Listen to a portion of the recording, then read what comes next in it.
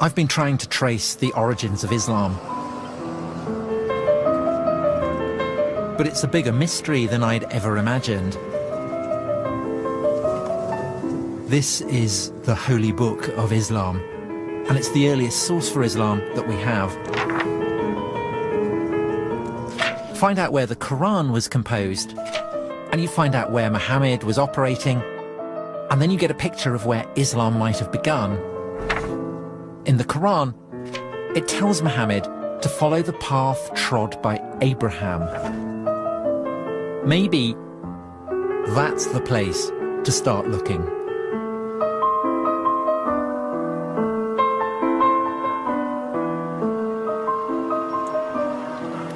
I'm in Hebron, which is a town on the West Bank, and I'm currently in a Jewish settlement. But Hebron is also very much Palestinian city, and so the atmosphere is probably as tense as it is anywhere between Israelis and Palestinians. There are Israeli soldiers here with very large guns, and what they're guarding is this, the burial place of Abraham.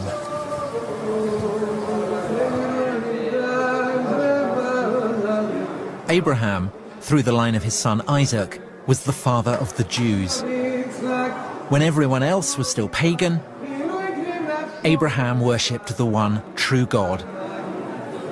And for this, God rewarded him and his descendants with the promised land, part of which today goes by the name of Israel.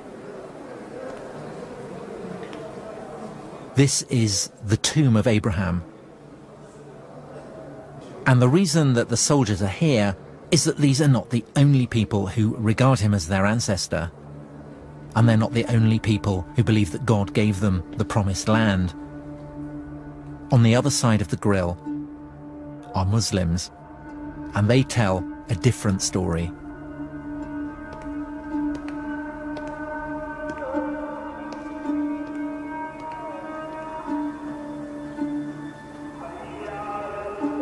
This is the Muslim side. And the reason they revere Abraham is because, as well as Isaac, he had another son, Ishmael, the father of the Arabs. This is the tomb of Abraham that we saw earlier from the Jewish side, but we're now looking at it from the Muslim side. The significance of Abraham and this association that was made between Arabs and Ishmaelites, the children of Ishmael, is actually much older than Islam itself. It remains central to Islam to this day. According to Muslims, Abraham is their prophet, and the religion he founded was not the religion of the Jews, but Islam. And in the Quran, we read that Ishmael helped Abraham to build a house of God at a place called Mecca. Neither the Quran nor any contemporary source actually specifies where Mecca was, but Muslims now would have absolutely no doubt that Mecca is another name for a place deep in the Arabian deserts. Mecca.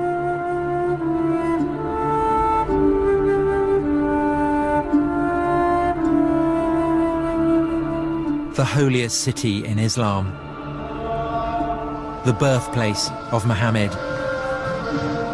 This is the largest mosque in the world.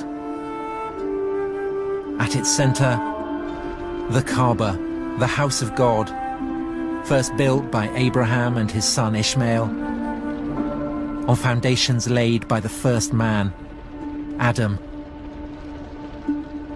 It is older and holier than anywhere else in the world. It was in the hills above the city that Muhammad received the first of his revelations from God.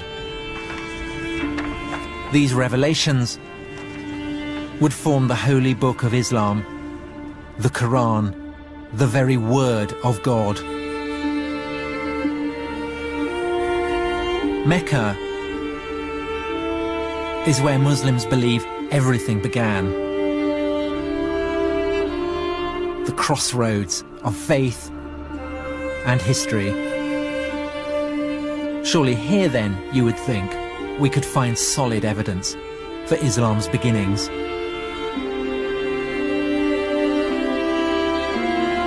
But there is a problem.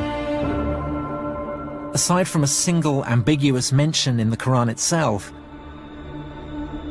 there is no mention of Mecca, not one, in any datable text for over 100 years after Muhammad's death.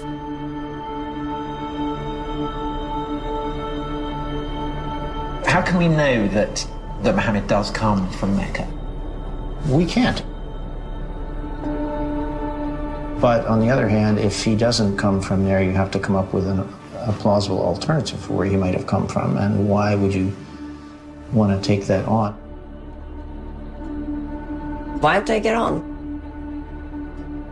Well, you know, it's what historians do. If things don't fit, you try something else that might fit.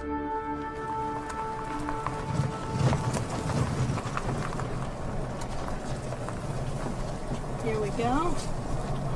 So this is it? Yeah, here we are. In the Quran, the faithful are instructed to pray in the direction of a holy sanctuary. But what it doesn't ever say is that this sanctuary stood at Mecca. And to some archaeologists, a few early mosques suggest something different. We're talking about one of the earliest examples we have of a mosque. And you date it 100 years after Muhammad? Somewhere within 100 years or so. Because here, as we go into it, you can see... This is it? This is it, yeah. This is the mosque? This is the mosque. And what you can see here, we have an apse which is not facing Mecca. It's not facing the south. It's actually facing towards the east, towards the sun rising. This is an example of the time before the direction had actually been preferred towards Mecca.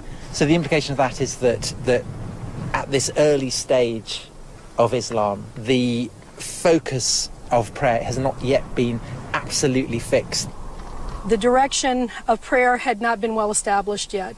So it's a bit like the concrete hasn't yet set. It's that you can still play with it, you can still fiddle around with it, you can experiment with it. Very much so. Mm-hmm. Yeah. Wow. Not a decisive clue, perhaps. But it is suggestive that even though there are no Muslim sources, there are reports from Christian writers of the time that the Arab conquerors bowed their heads in prayer not in the direction of Mecca, but in a quite different direction, somewhere further north.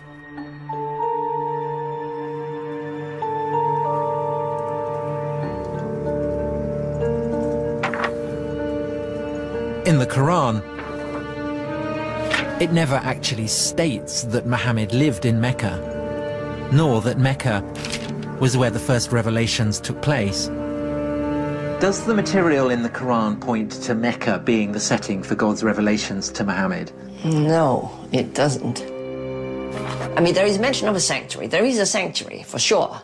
But where is that sanctuary? That's, of course, we can't tell. It's devilishly difficult to sort of extract what the context might have been from the text itself. In Muslim tradition, the people of Mecca are pagans, worshippers of idols. But in fact, the people the Quran describes have a deep and sophisticated knowledge of the biblical tradition. The Quran retells biblical stories and alludes to biblical stories, not just biblical, but also post-biblical developments. All this is clearly known to the audience. It suggests that what we have is a kind of response on the part of, let us say, Muhammad, to the debates that were going on in Christian and Jewish communities, where they were debating theological issues and questions that come out of the Hebrew Bible and come out of the New Testament. And the Quran seems to be an effort to engage in the discussion. And so there's a strong connection with the late antique religious discourses that were alive throughout the Near East. So it's obviously not a pagan world we're looking for. The people in the Quran worship a single God, but it then accuses them of praying to beings other than God. And there's something else.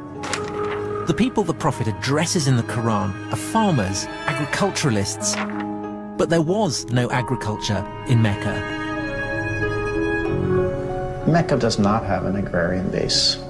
In Mecca, it seems to have been quite an arid valley. If Mecca is this barren, infertile place, how is it that in the Quran the opponents of the Prophet are described as keeping cattle and growing olives and vines? Good question. This is one of the reasons why some scholars feel that the text of the Quran is really plugged into, say, Syria. Because that's where vines and olives grow, you would find much those further in north. Geographical Syria, right? You don't find olive trees in Mecca. So if Mecca wasn't the starting point of Islam, what was?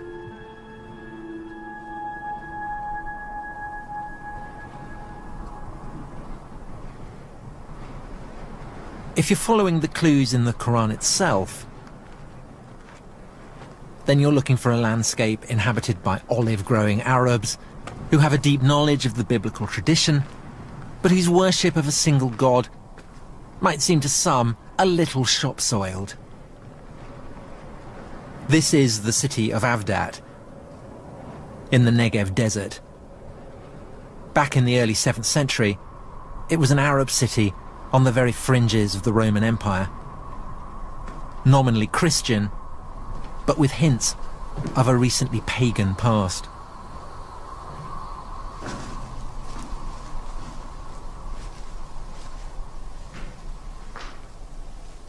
There can be no doubt that this is a Christian place of worship. There are 2 crosses on the ceiling, but there's also something very interesting in the corner, which is a bull complete with horns, and the bull is an image that very probably is drawn from much older native Arab pagan traditions.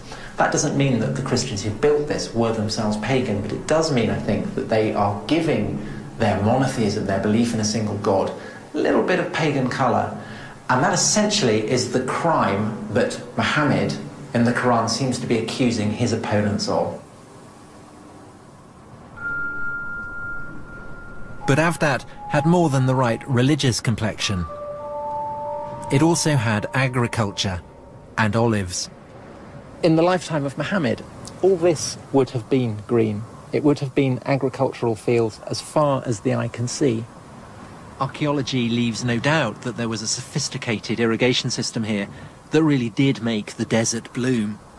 And so while that doesn't mean that this Avdat is the actual spot where the Quran was composed, it does imply, I think, that the region as a whole seems to fit the wider context of the Quran better than somewhere much further south, in the arid region of Mecca.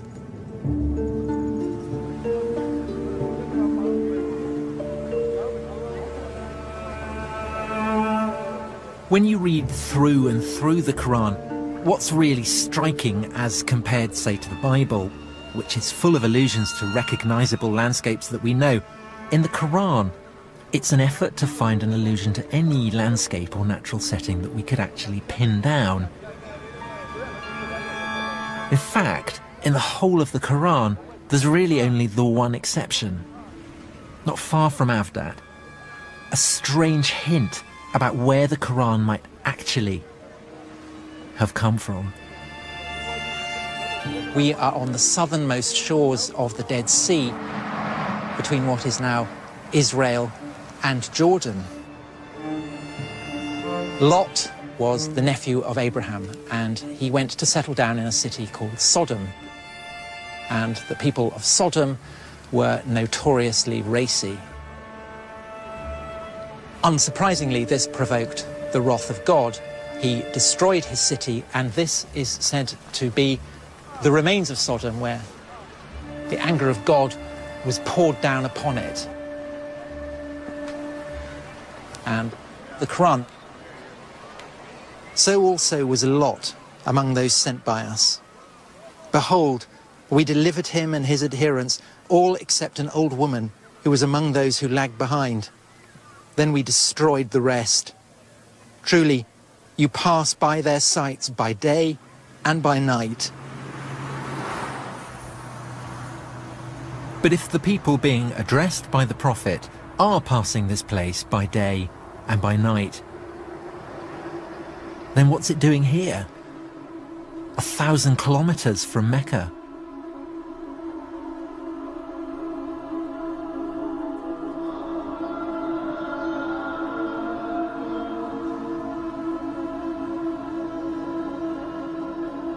In terms of someone who is looking for clues,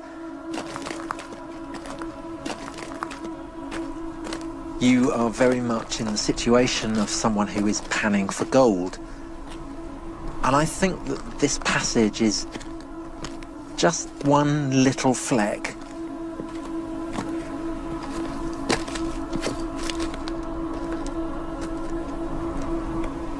I mean, there is one possibility, of course, which is that this one fragment originated in this neighborhood.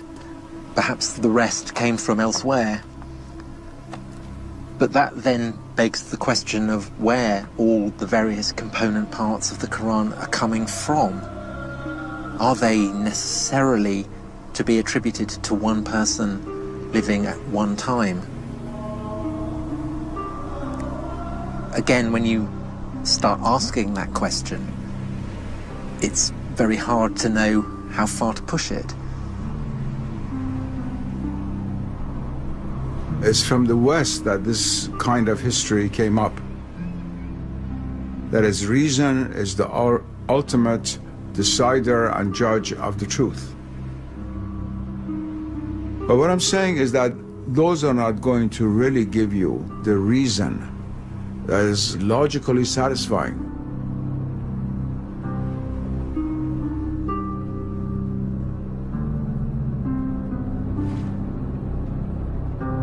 Where do you think the likeliest place of its origin? Well, that I don't know. That I don't know. I don't think I should speculate on that. Okay, all right. Okay. My greatest fear is that I'm completely wrong. I do sometimes wake up in the middle of the night and think I've got it completely wrong. Once the world is reduced to a mechanical world, then all other levels of reality lose their status as being real. And they're relegated to the realm of so-called superstition. And what is not seen is considered not to exist.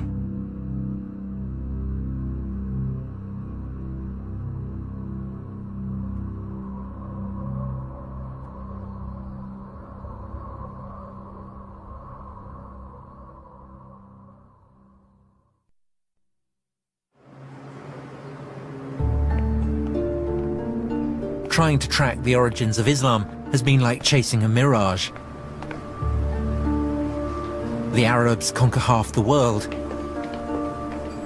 but they don't talk about Muhammad. There's no mention of Mecca. So what do they do in detective stories? They follow the money. Any of these? What's the first coin that actually mentions the name of the Prophet Muhammad on the coins? Do any of these coins mention Muhammad by name? With Muawiyah. Yeah, but is the name of the Prophet Muhammad mentioned? No. Every coin tells a story. Every inscription conveys an idea of power. But sometimes what's not on the coin can be just as significant as what is. It would be nice to see the earliest coin that mentions Muhammad. The earliest coin that has Muhammad's has the name of Muhammad. They don't have it, but because it's odd that we're 60 years on from the death of Muhammad and no mention of Muhammad. For nearly 60 years, the rulers of the Arab Empire didn't put Muhammad on their coins, and then they did. Maybe 60 years was what they needed to work out what the story really was. Maybe the issue isn't why Muhammad was not on the coinage at the beginning, but how he got there in the end. What if I've been asking the wrong question?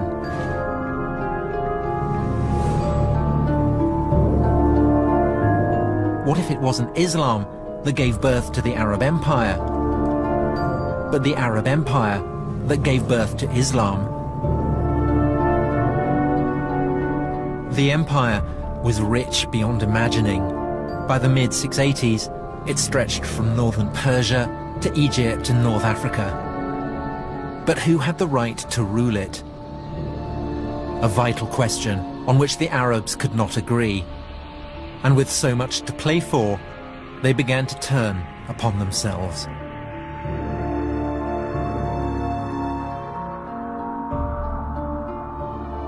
It's 680. 50 years on from the death of Muhammad. A deadly spiral of rebellion and civil war is threatening the Arab Empire with implosion. And from deep within the Arabian desert, a new claimant to the empire emerges. His name, Abdullah ibn al-Zubayr. And Ibn al-Zubayr is going to change the game. What I've got here is the coin that I was looking for in the Coin Museum, and it's stamped quite literally with the genius of Ibn al-Zubayr. It was struck in 685, 686, so that's more than half a century after the death of Muhammad. And it bears a novel and fateful slogan: in the name of God, Muhammad is the prophet of God. And so here, at last, emerging from out of the black hole, we get a mention of a Muhammad who is a prophet. And this is the first time we have it on any inscription, any surviving document. Ibn al-Zubayr had essentially realized what Constantine, the first Christian Roman emperor, had realized long before him, that it was no good the lord of an earthly empire laying claim to the favor of God unless he could absolutely demonstrate the cast iron basis on which he was making that claim. And Constantine, in his attempt to obtain that sanction, had turned to the Christian church. But Ibn al-Zubayr turns to the figure of Muhammad. Now, as it happens, Ibn al-Zubayr loses the civil war. He is defeated by a rival warlord who lays claim to the empire of the Arabs. But the discovery that the name of Muhammad can be used to buttress earthly power, that is not forgotten.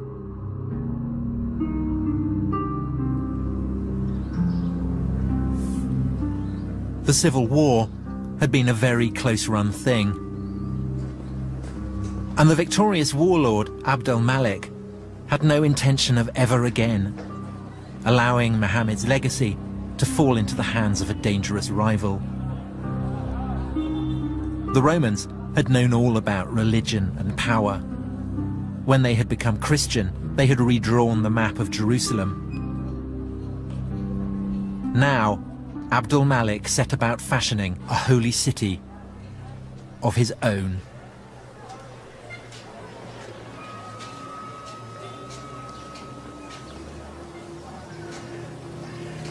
God, it's beautiful. The Dome of the Rock. It's the oldest Islamic building in existence. In design, it was Roman. And Abd al-Malik was doing something else that was Roman, plugging his dominion into the power of God.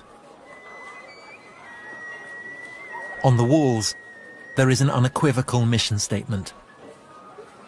Religion, in the eyes of God, is Islam. There are mentions of Muhammad, quotations from the Quran, At last, something that we can recognize unmistakably as a new religion. There's a sense here of something new coming into being. There's the sense of the old, the Roman-style pillars and the mosaics, and yet this is clearly not Roman, this is clearly not Christian, this is the beginning of something very, very potent, a harbinger of a spectacular future. It was built on the very site of the old Jewish temple. Down here, the foundation stone of the world, the very junction of heaven and earth.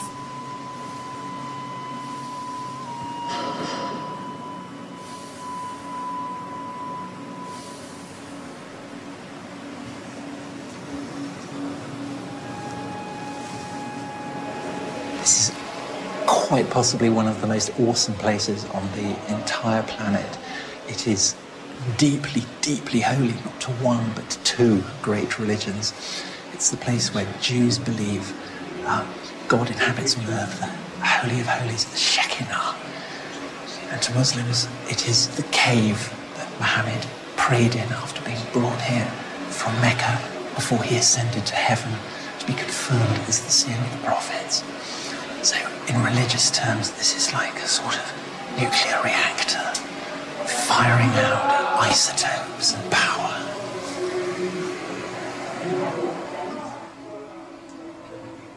It's certainly a very grand statement that we Muslims have superseded you Jews. And we have superseded you Christians by being filled with inscriptions directed against Christian Trinitarian beliefs. So it is Muslims saying, we are here, we've come to stay, and we are the winners. Abdul Malik now rules his empire as the deputy of God, just as the Christian Roman emperors had done. And like the Roman emperors, he has built a house of God in Jerusalem. But Abdul Malik, Lord of Jerusalem though he is also an Arab. Perhaps for Arabs, Jerusalem, for all its ancient and unrivaled potency, owed too much to the Jews and Christians to stand alone as the holy city of the new Arab empire.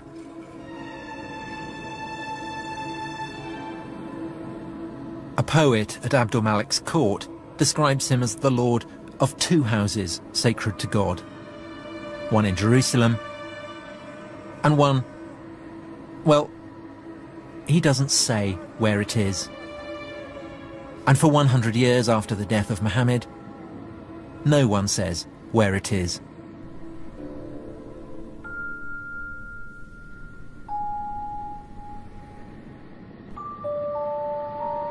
All sources go on calling it a place in the desert. It's a sanctuary in the desert, without giving it a name. And at some point, this sanctuary must have been fixed at Mecca, in the middle of the desert. But why?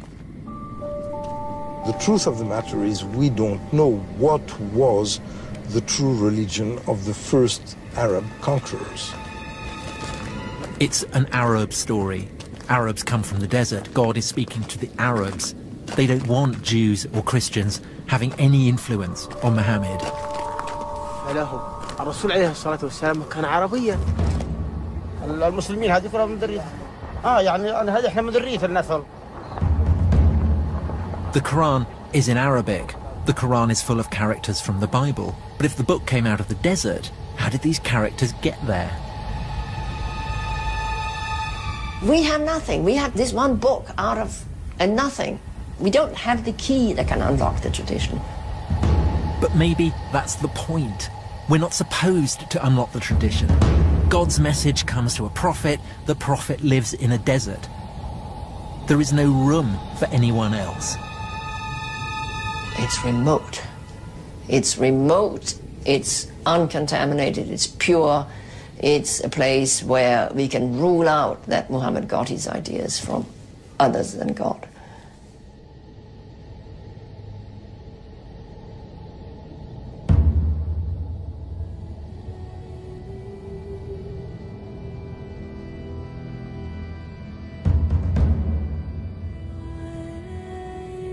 It's interesting that this rationalistic history is very weak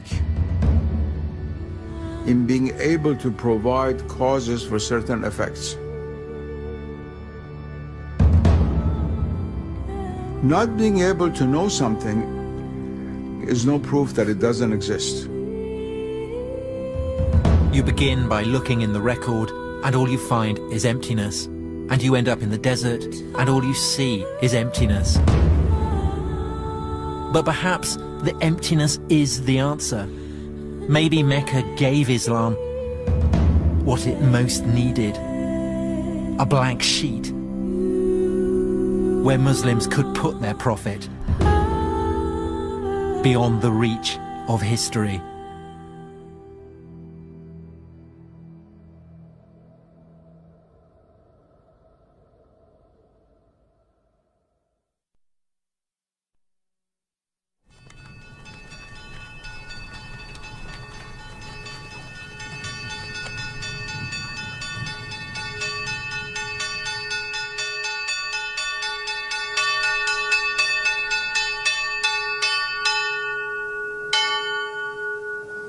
Professor, do you think that what I am doing is complicit with the brute fact of Western imperialism, Western hegemony? No, not necessarily.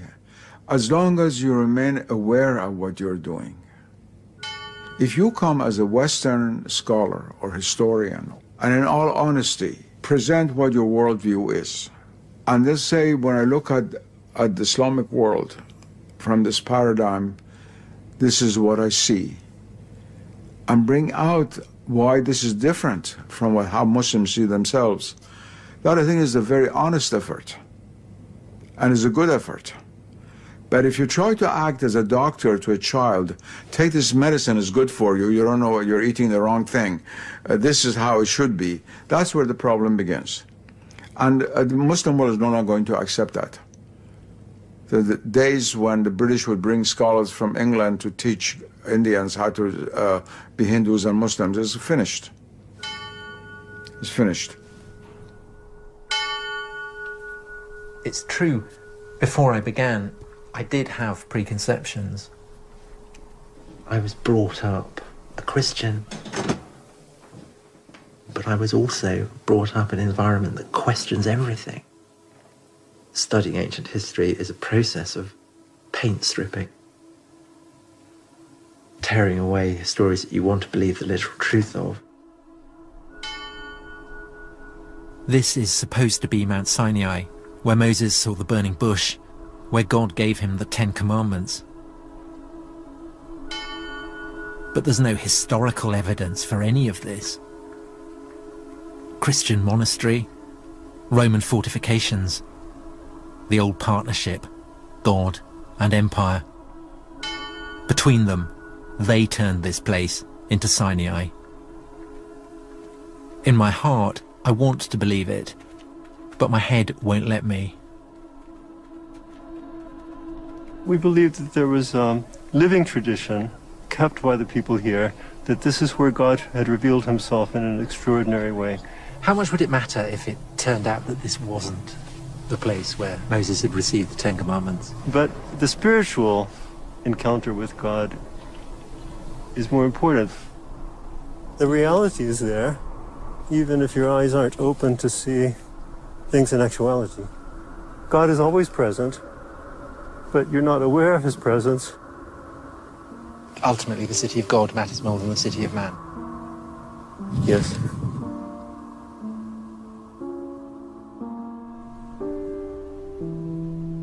But as a historian, I have to presume that the city of God was built by man as well.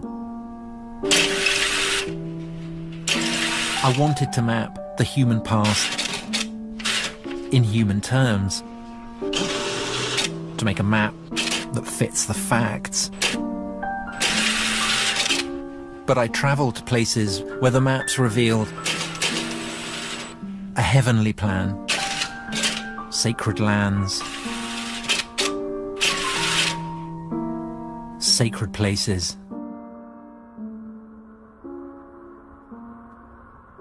A world where you don't have to believe in God to feel the power of God.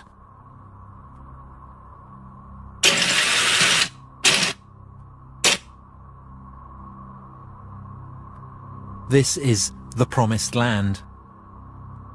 Some call it Israel, some call it Palestine. A land where Muslims, Christians, and Jews still fight over the story of a promise made by God to Abraham thousands of years ago. Was there really a promise? It's not for the historian to say. But the world believers make in the name of God, that is what history is about. Even today, more people die for visions of heaven than they ever do for historical facts. Stories that never happened can be infinitely more powerful than stories that did.